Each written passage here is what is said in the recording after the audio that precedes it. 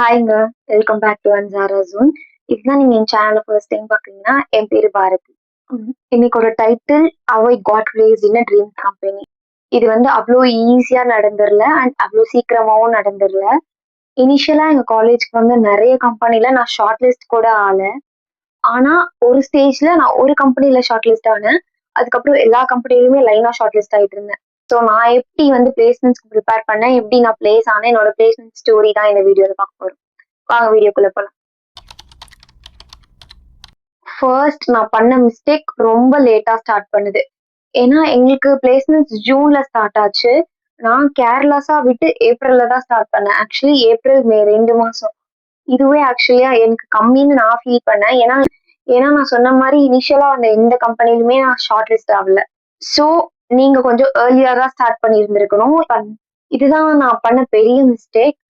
So எனக்கு இருந்த கொஞ்சம் டைம் கேப்ல நான் எப்படி ப்ரிப்பேர் பண்ணேன்னு சொல்றேன். நான் வந்து 25+ கம்பெனிஸ் கிட்ட வந்து பிளேஸ்மெண்ட்ஸ் அட்டெண்ட் பண்ணேன். ஆனா நான் ஷார்ட் லிஸ்ட் ஆன கம்பெனிஸ் 7 to 8 அவ்வளோதான். அந்த 25ல லாஸ்ட் 7 to 8 கம்பெனிஸ் நான் ஷார்ட் லிஸ்ட் ஆனேன். அந்த 7 to 8ல ஒன்ல நான் பிளேஸ் ஆயிட்டேன். ஃபர்ஸ்ட் மிஸ்டேக் எல்லாருமே பண்றது வந்து ஆப்டிடியூட்னு ஆப்டிடியூட்லயே நிறைய கான்சென்ட்ரேட் பண்றது. ஆப்டிடியூட்ன்றது முக்கியம் தான். ஆனா it is not a only main thing for your placements. First உங்களோட கோர்ஸ் ஸ்ட்ராங் பண்ணணும், கோடிங் எல்லாமே ஸ்ட்ராங் பண்ணணும். அதுக்கப்புறம் தான் you should jump into your aptitude. நான் ஏற்கனவே சொன்ன மாதிரி லேட்டா ஸ்டார்ட் பண்ணனால எனக்கு அவ்வளோ டைம் கிடைக்கல. ஸோ ஆப்டிடியூடுக்கு நான் என்ன பண்ணேன்னா, ஒரு நாளைக்கு 2 டாபிக் எடுத்துக்கிட்டேன். ஆப்டிடியூட்ல மெயினா 15 டாபிக்ஸ் தான் ரிப்பீட்டடா எல்லா கம்பெனிலுமே கேட்பாங்க. அதுல வந்து நான் வந்து ஒரு ஒரு நாளைக்கு ஒரு 2 டாபிக்ஸ் எடுத்து அதை கிளியரா முடிச்சேன். அதனால எனக்கு ஒரு 7 டேஸ்ல நான் வந்து ஆப்டிடியூட் எல்லாம் கம்ப்ளீட்டா படிச்சு முடிச்சிட்டேன். 15 மெயின் ஆப்டிடியூட் டாபிக்ஸ் என்னன்னு நான் உங்களுக்கு டிஸ்ப்ளே பண்றேன். ஸோ இந்த ஒரு 10 to 15 டாபிக்ஸ் நீங்க கிளியரா இருந்தாலே ஃபர்ஸ்ட் ரவுண்ட் ஈஸியா கிளியர் பண்ணிடலாம். அண்ட் நான் யூஸ் பண்ண சோர்ஸ் வந்து யூடியூப்ல ஃபீல் ஃப்ரீ டு லேர்ன்னு ஒரு யூடியூப் சேனல் அண்ட் இன்னொன்று வந்து கரியர் ரைடுன்ற ஒரு யூடியூப் சேனல். இது ரெண்டுலையுமே எல்லா டாபிக்ஸுமே கிளியரா எக்ஸ்பிளைன் பண்ணியிருப்பாங்க. அது மட்டும் தான் நான் பிளேஸ்மெண்ட்ஸ்க்கு ப்ரிப்பேர் பண்ணேன். இம்பார்ட்டன்ட் திங், நீங்க படிக்கும் போதே நோட்ஸ் எடுத்து வச்சுக்கோங்க. லைக் இம்பார்ட்டன்ட் ஃபார்முலாஸ், உங்களுக்கு ஏதாச்சும் ஷார்ட் கட்ஸ் உங்களுக்கு தோணுச்சுன்னா அதை வந்து முன்னாடி நோட்ஸ் எடுத்து வச்சுக்கோங்க. நீங்க பிளேஸ்மெண்ட்ஸ் அட்டென்ட் பண்ண போறதுக்கு முன்னாடி சும்மா அதை ஒரு டைம் ரிவைஸ் பண்ணா போதும். அண்ட் நான் மெயினா ஃபாலோ பண்ண ட்ரிக் என்னன்னா, ஒரு கம்பெனிக்கு போறதுக்கு முன்னாடியும் அந்த கம்பெனில வந்து ரிப்பீட்டடா ஆப்டிடியூட் கொஸ்டின் டாபிக்ஸ் வந்து கேட்டிருப்பாங்க. அதை வந்து நம்ம தேடி கண்டுபிடிச்சு அந்த டாபிக்ஸ் மட்டும் நான் ChatGPT கிட்ட கொடுத்து, இதுல இருந்து இந்த டாபிக்ஸ்ல இருந்து எனக்கு வந்து கொஸ்டின் ஜெனரேட் பண்ணி கொடுன்னு சொல்லுவேன். அதை வச்சு நானா சால்வ் பண்ணுவேன் ஆப்டிடியூட். அது வந்து ரொம்ப ஈஸியா கொடுத்துச்சுன்னா இன்னும் கொஞ்சம் டஃபர் கொஸ்டின்ஸா கொடு அந்த மாதிரி கேட்டு நான் அப்படிதான் வந்து ஆப்டிடியூட் நான் வந்து கம்பெனிக்கு போறதுக்கு முன்னாடி படிச்சுட்டு இருந்தேன். ஆக்சுவலா இது எனக்கு ரொம்ப டைம் சேவிங்கா இருந்துச்சு. ரொம்ப இம்பார்ட்டன்ட் வந்து நம்மளோட கோர் சப்ஜெக்ட். நான் வந்து ஒரு சிஎஸ்சி ஸ்டூடெண்ட். அதனால இந்த வீடியோல நான் சிஎஸ்சிக்கு தேவையான திங்ஸ் மட்டும் நான் சொல்றேன்.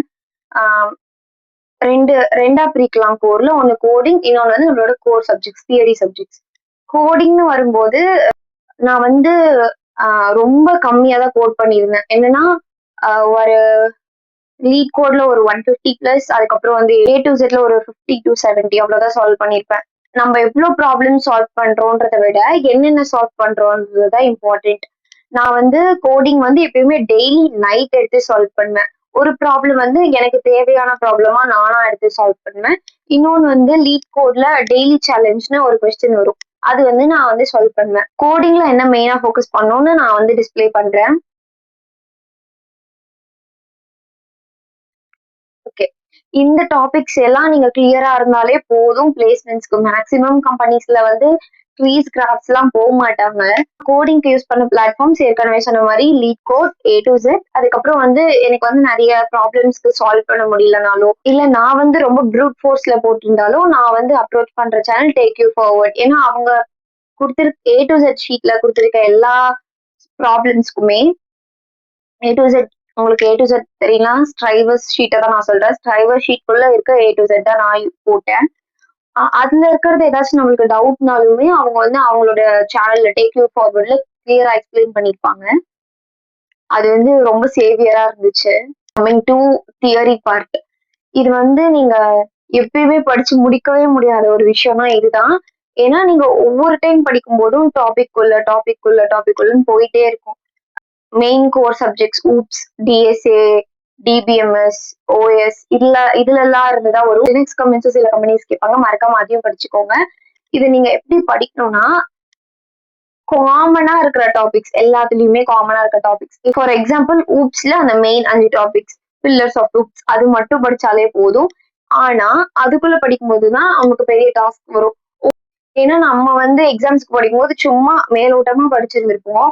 ஆனா இப்ப நீங்க எப்படி படிக்கணும்னா ஒவ்வொரு டாபிக்குள்ளயும் டீப்பரா போயிட்டே இருக்கும். ஃபார் எக்ஸாம்பிள் பாலிமார்பிசம்குள்ள நீங்க போனீங்கன்னா ஓவர் ரைடிங், ஓவர்லோடிங் வரும். அது ரெண்டுத்துக்கும் இருக்கிற டிஃபரன்ஸ் கரெக்டா படிக்கணும், அதோட எக்ஸாம்பிள்ஸ் கரெக்டா படிக்கணும். நீங்க படிக்கும்போது எப்படி படிக்கணும்னா, லைக் நீங்க படிக்கும் போதே நீங்க ஒருத்தவங்க கிட்ட எக்ஸ்பிளைன் பண்ற மாதிரி படிங்க. ஏன்னா நீங்க வந்து இன்டர்வியூலயும் போய் ஒருத்தவங்க கிட்ட எக்ஸ்பிளைன் பண்ணதான் போறீங்க. நீங்க எக்ஸ்பிளைன் பண்ற விதத்திலேயே உங்களுக்கு புரிஞ்சிருக்கும் நீங்க கரெக்டா படிச்சிருக்கீங்களா இல்லையான்னு. அண்ட் இது வந்து எல்லாமே ஒரே நாள்ல படிச்சு முடிக்கவே முடியாது. ஒரு டாபிக் எடுத்துக்கிட்டீங்கன்னா அட்லீஸ்ட் 2 days ஆச்சு எடுத்துக்கோங்க. இப்போ ஊப்ஸ் எடுக்கிறீங்கன்னா அதுக்கு ஒரு 2 days எடுத்துக்கோங்க. 2 daysக்குள்ள கண்டிப்பா படிச்சு முடிக்க முடியாது. ஏன்னா நீங்க ஒவ்வொரு டாபிக்கும் படிக்கிறதுக்கு நடுவுல உங்களுக்கு நிறைய டவுட்ஸ் வரும். அந்த டவுட்ஸ் வரதை நோட் பண்ணி வச்சுக்கோங்க. ஆனா மினிமமா ஒரு சப்ஜெக்ட்ஸ்க்கு 2 days எடுத்துட்டு எல்லா சப்ஜெக்ட்ஸையும் இப்போ first 2 days oops, second 2 days OS, third 2 days DSA, next 2 days அந்த டிபிஎம்எஸ் இதெல்லாம் படிச்சு முடிச்சுட்டு நீங்க டவுட்டா இருக்கிறத நோட் பண்ணி வச்சிருப்பீங்களா, நெக்ஸ்ட் அதுக்குள்ள டீப்பரா போங்க.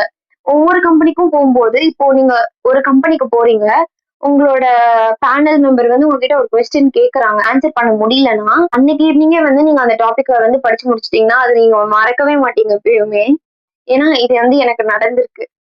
ஏன்னா நான் ஷார்ட் லிஸ்ட் ஆன ஃபர்ஸ்ட் கம்பெனில எனக்கு டிபிஎம்எஸ்ல இருந்து சில கமெண்ட்ஸ் கேட்டிருந்தாங்க. ரொம்ப பேசிக்கான கமெண்ட்ஸ், நான் படிச்சுட்டு போயும் எனக்கு மறந்த கமெண்ட்ஸ். யூனியன் ஆல் ஏதோ ரொம்ப பேசிக்கான கமெண்ட்ஸ், ரேஞ்ச் அந்த மாதிரி தான் ஏதோ கேட்டாங்க. அதுவே என்னால ஆன்சர் பண்ண முடியாம இருந்தேன். நீங்க படிச்சிருந்தாலும் அங்க உங்களுக்கு போய் பிளாங்கா இருக்கும் சில டைம். எனக்கு அப்படிதான் ஆயிடுச்சு அன்னைக்கு. நான் அதுக்கப்புறம் வந்து அந்த டாபிக் படிச்சேன். அதுக்கப்புறம் இப்போ வரைக்கும் எனக்கு அது மறக்கவே இல்லை. என்ன டாபிக்ன்ற வரைக்கும் எனக்கு ஞாபகம் இருக்கு. இதுதான் மெயினா சொல்லணும்னு நினைச்சேன். கோர் சப்ஜெக்ட்ஸ் மட்டும் நீங்க டெய்லியும் படிச்சுட்டே தான் இருக்கணும், நீங்க கம்பெனிஸ் அட்டென்ட் பண்ணிட்டு இருக்கும் போதும். இப்போதைக்கு பிளேஸ்மெண்ட்ஸ்க்கு எப்படி ப்ரிப்பேர் பண்ணணும்னு நான் சொல்லிட்டேன். இப்போ நான் உங்களுக்கு எப்படி ப்ரெசென்ட் பண்ணணும்னு சொல்றேன். First round is based on your aptitude mainly. அது வந்து நிறைய பேர் கிளியர் ஆவாங்க. நெக்ஸ்ட் ரவுண்ட் மேக்ஸிமமா குரூப் டிஸ்கஷன்ஸ் கேட்பாங்க. இது வந்து ஒரு பெரிய விஷயமே கிடையாது. நீங்க ஜென்ரலாவே தேடுங்க, நார்மல் குரூப் டிஸ்கஷன் டாபிக்ஸ் கூகுள்ல தேடினாலே சிலது வரும். அதை நீங்களாவே சும்மா பேசி ப்ராக்டிஸ் பண்ணுங்க. அந்த குரூப் டிஸ்கஷன்ல நான் கொடுக்க வேண்டிய இம்பார்ட்டன்ட் என்னன்னா, நீங்க அங்க போயிட்டு பேச ட்ரை பண்ணுங்க. உங்களுக்கு எப்பெல்லாம் சான்ஸ் கிடைக்குதோ அப்ப பேசுங்க. சான்ஸ் மீன்ஸ் யாரும் உங்களுக்கு வந்து சான்ஸ் கொடுக்க மாட்டாங்க. இப்போ அவங்க பேசிட்டு உங்களுக்கு பாஸ் பண்ண மாட்டாங்க. உங்களுக்கு பாயிண்ட் ஒண்ணு கரெக்டா தோணுதுன்னா அதை நீங்க வந்து எடுத்து வைங்க. இன்னொரு முக்கியமான விஷயம் என்னன்னா, மத்தவங்க பேசும்போது நீங்க நடுவுல போய் அவங்களை இன்டரப்ட் பண்ணக்கூடாது. இது வந்து ஒரு பேட் இம்ப்ரெஷன் கிரியேட் பண்ணும். இது நான் சொல்லணும்னு நினைச்ச ஒரு ஸ்மால் டிப். குரூப் டிஸ்கஷன்ல மேக்ஸிமம் குரூப் டிஸ்கஷன் ஒரு 5 minutes தான் வைப்பாங்க. இப்போ ஒரு 7 members இருக்கிற பேனலுக்கு 5 minutes வைக்கிறாங்கன்னா நீங்க அட்லீஸ்ட் ஒரு 2 times ஆச்சு பேசுற மாதிரி வச்சுக்கோங்க. ஏன்னா அப்பதான் வந்து உங்களோட பிரசன்ஸ் வந்து அந்த பேனல் மெம்பருக்கு தெரியும். கம்பெனில ஒரு டாபிக் எடுத்து வச்சு அந்த டாபிக்கை வந்து எல்லாரும் டிஸ்கஸ் பண்ண சொன்னாங்க. ஆனா சில கம்பெனில என்ன சொன்னாங்கன்னா 2 டாபிக்ஸ் கொடுத்துட்டு உங்களை வந்து டிபேட் பண்ண சொல்லிட்டாங்க. ஸோ அதுக்கும் ஏற்ற மாதிரி நீங்க ப்ரிப்பேர் பண்ணிக்கோங்க. அண்ட் இது ஒரு ஸ்மால் டிப். இது ஒர்க் ஆகுமான்னு தெரியல, ஆனா நான் இதை ட்ரை பண்ணியிருக்கேன். குரூப் டிஸ்கஷன்ல ஒருத்தவங்க பேசும்போது அவங்களோட பாயிண்ட்ஸை நீங்க கிளியரா லிசன் பண்ணி அந்த பாயிண்ட் கூட நீங்களும் அக்ரி ஆகுறீங்கன்னா அவங்களோட பேர், ஃபார் எக்ஸாம்பிள் நான் ஏதோ ஒரு பேர் சொல்றேன், ஃபார் எக்ஸாம்பிள் அனுன்னு வச்சுக்கோங்களேன். To go with point what Anu said அந்த மாதிரி ஏதாச்சும் வந்து அவங்களோட பேரை மென்ஷன் பண்ணி சொன்னீங்கன்னா நீங்க கொஞ்சம் ஆக்டிவா இருக்கீங்கன்னு தெரியும்.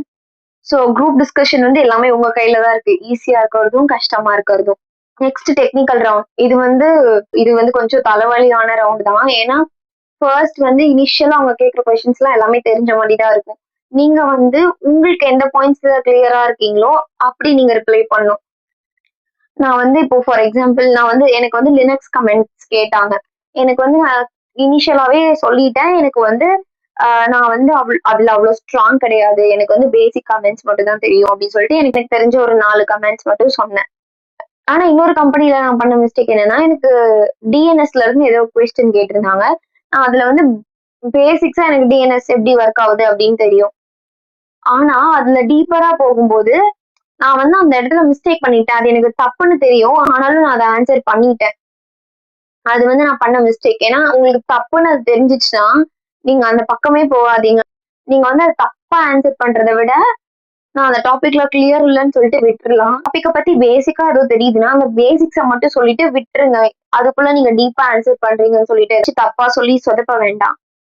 அண்ட் ஃபைனலா ஒரு டிப், நீங்க ஒவ்வொரு கம்பெனியும் ரிஜெக்ட் ஆகும்போது ரொம்ப கஷ்டமா இருக்கும். ஏன்னா, நீங்க வந்து ஃபர்ஸ்ட் ரவுண்ட் ஷார்ட் லிஸ்ட் ஆகாம ரிஜெக்ட் ஆனா கூட அவ்வளோ பெருசா இருக்காது. நீங்க ஃபர்ஸ்ட் ரவுண்ட் ஷார்ட் லிஸ்ட் ஆகி, செகண்ட் ரவுண்ட் ஷார்ட் லிஸ்ட் ஆகி, தேர்ட் ரவுண்ட் போயிட்டு சொதப்பிட்டு வெளிய வரும்போது, ரொம்ப கஷ்டமா இருக்கும்.